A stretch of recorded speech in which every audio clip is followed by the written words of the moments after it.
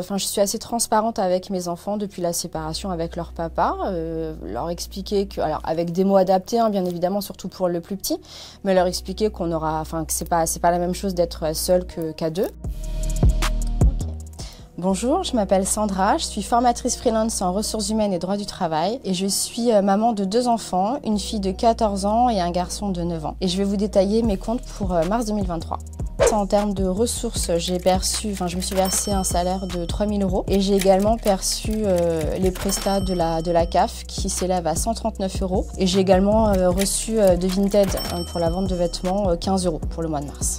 En termes de dépenses, donc le plus gros pôle c'est le remboursement du crédit de ma maison, donc qui s'élève à 822 € et je rembourse également 150 € par mois pour un prêt familial qu'on m'a octroyé. En termes de dépenses fixes, donc j'ai eu l'électricité, ça s'est élevé à 60 €. Pour la cantine du collège, j'ai dépensé 50 €.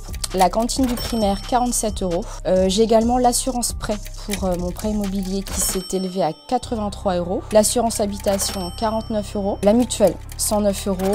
Netflix, 13 €. La prévoyance, 98 €, tout ce qui est internet free, 39 €, le téléphone portable, 35 €, 10 heures, 11 € et l'eau également qui s'élève à 44 €. Et en termes de dépenses variables, donc là j'ai comptabilisé 275 € pour l'essence, aucune dépense pour les enfants, je m'en suis sortie pour le mois de mars, et l'assurance voiture, 293 €.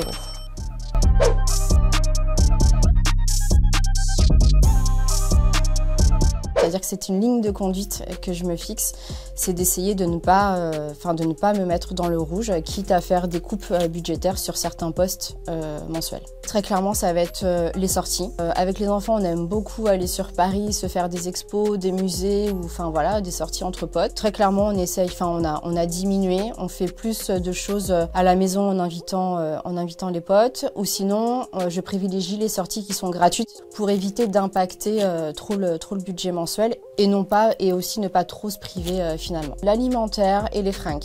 J'ai une ado de 14 ans et le petit de 9 ans, ça grandit hyper vite. Ils veulent être à la mode, ils aiment les dernières nouveautés. Donc très clairement, c'est un poste qui est important, mais on privilégie aussi le seconde main. Mais ça, c'est quelque chose qu'on avait déjà dans nos habitudes finalement. Enfin, je suis assez transparente avec mes enfants depuis la séparation avec leur papa.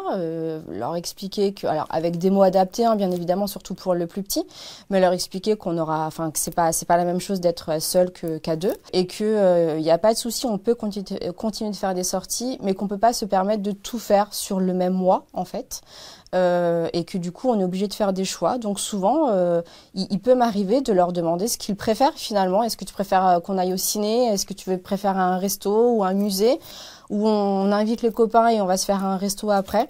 Et ils le comprennent extrêmement bien. Je vais pas mentir, hein, étant maman solo, freelance, donc je pense que ça rajoute un aspect stress, de dire il faut que j'assure en fait, hein, je suis toute seule, j'ai pas le choix, donc effectivement ça met du stress, c'est quelque chose qui est omniprésent, je vais pas mentir, c'est quelque chose qui est omniprésent pour moi, je le partage pas avec les enfants, mais très clairement moi je dis pas que je regarde mes comptes tous les jours, mais je sais quand même à la virgule près ce que j'ai sur le compte et ce que je peux me permettre de faire ou pas.